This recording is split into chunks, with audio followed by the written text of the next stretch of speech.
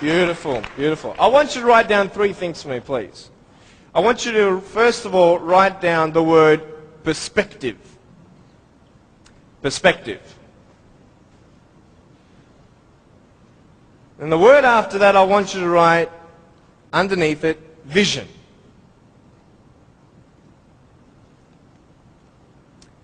And then underneath that, I want you to put choices. So perspective, vision, and choices. This is what I'm going to be speaking about. I'm going to be real with you and start from the beginning. I was born in a blessed country. I was born to parents with the support I needed. You see, when I was born, it was such a tragedy. It was such a great shock to everybody.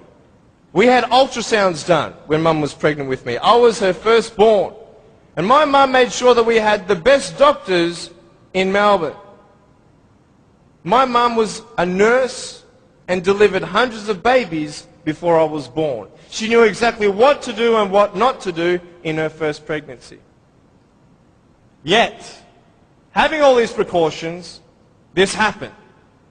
And anybody who saw me and saw my parents automatically thought that, hey, this is a bad thing.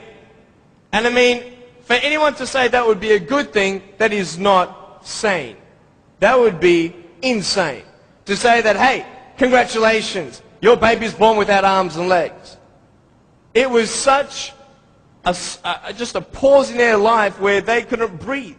They couldn't fathom.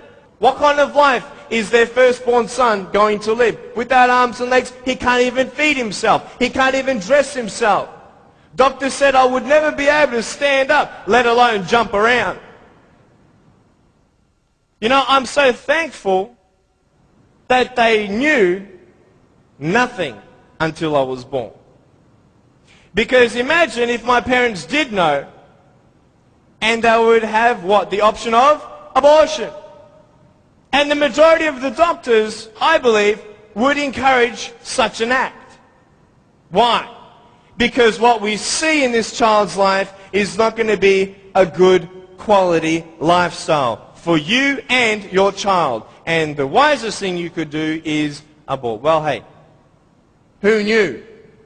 Who knew that I would become a 23-year-old professional motivational speaker, speaking to 1 million people all around the world, starting schools in third world countries, building hospitals in the future and orphanages and all that stuff. We sponsor 43 kids who don't have food, fresh water and all that sort of stuff. And that's just the beginning. I'm a real estate investor. I'm a stock market investor. I love options trading. That's becoming one of my professions. I love real estate investing. I love the fact that we can make money doing real estate developing. Make our money, make more money.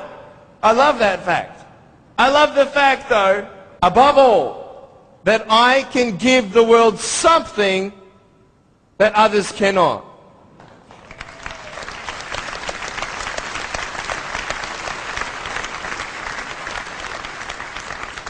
But before I tell you all that good stuff, let me tell you the more down times in my life. Obviously, it was difficult for my parents, but it was also difficult for me. When I went to school, a lot of kids teased me.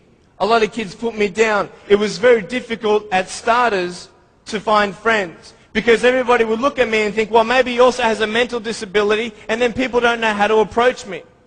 But my parents encouraged me to just speak with people. And as I speak, a lot of people would say, well, hey, he's just like everybody else, just with a few parts missing.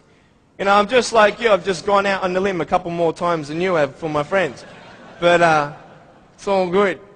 But it was very difficult at times, and I had no one to tell me that everything's going to be okay the way I wanted it said. Because the way I wanted it said was, I wanted to be able to believe someone when they said, Nick, it's okay. Everything's going to be okay. The problem is, if anyone did say that, even my parents at times, I would say, how do you know? How do you know how it feels to be in my position? You don't even know the future. How can you say that I'm going to have a good life? You cannot. Last January, within 3 weeks, 3 of my family members died. January 2005. My uncle, my grandfather, and one of my cousins. The day after my grandfather was buried, my uncle, 53-year-old man, had a heart attack, died. 5 days before he died, he was at the doctor's and everything was fine.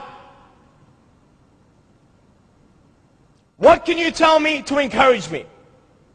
Can you tell me anything? Only if you've been through it.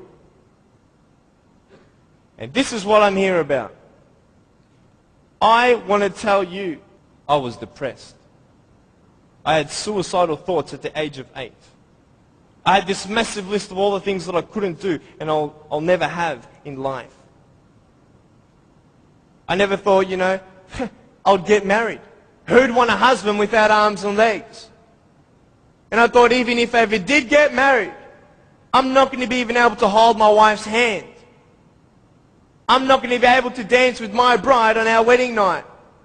I used to hate going to public parks and seeing fathers throwing up their kids in the air and sometimes dropping them. You know, I won't have that intimacy with my sons and my daughters. And I couldn't do this and I couldn't do that. And no one had any answers. And I thought I was the only one in such a predicament. What happened? What changed? The first thing I got you to write down was perspective. How you see your life is the first key. Who are you? And where are you in life? This is the first question I want to ask you. Even though the world can look at me, they can say, well, a guy having no arms and no legs, his potential is not unlimited, but limited. His potential, just because he has no arms and no legs, humanly speaking, in our logic, he's not going to be as successful as everybody else. Really? Why? Because of his disability. Really? What is a disability? Have you ever thought of that? A disability. I'll tell you what a disability is. Something that would hinder you to achieve something. Now, just because I have no arms and no legs, it doesn't mean that I can't be successful. It doesn't mean that I can't do a business degree like I've done, a Bachelor of Commerce in Financial Planning and Accounting. That didn't stop me. Then what really stops you? Your mind. The way you see your life and where you are going will determine how successful you will be in life.